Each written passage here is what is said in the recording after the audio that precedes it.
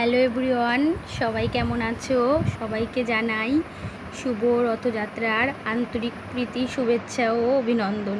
আমি রথের মেলায় চলে গেছি জগন্নাথ দেবের রথ দর্শন করতে। এই দেখো আমাদের বারোয়ারির রথের মেলা। এই দেখো আমাদের এই রথের ঠাকুর। এই দেখো আমাদের বারোয়ারির রাধা গোবিন্দ মন্দির। দেখো রাধা কৃষ্ণ ঠাকুরটা কত সুন্দর, দেখলে একদম মনটা ভরে যায়। এই দেখো রথের ঠাকুর।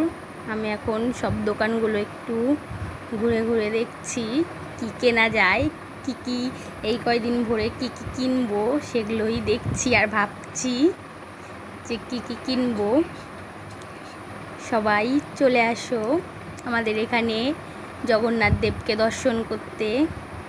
আর মেলায় দেখো সব রকমের জিনিস চলে এসছে। আজকে সকাল থেকেই দোকানগুলো খুলেছে। সব খুলে ফেলেছে। দিয়ে আমি সব দেখতে চলে এসেছি। এখনও পর্যন্ত মেলায় যাইনি, এই একটু আগেই মেলায় গেলাম, গিয়ে সব দেখছি।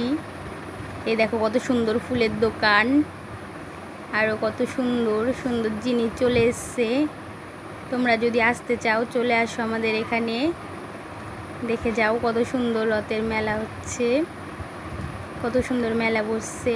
এখন অত ভিড় নেই, এখন মানে দিনের বেলা তো ভিড় হয়, যদি বৃষ্টি না থাকে তাহলে বিকেলের পর থেকে প্রচুর ভিড় হয়, তখন রথের মানে ঢোকার চান্সই পাওয়া যায় না। তার জন্যই আমি দিনের বেলায় সব ঘুরে ঘুরে দেখে নিই।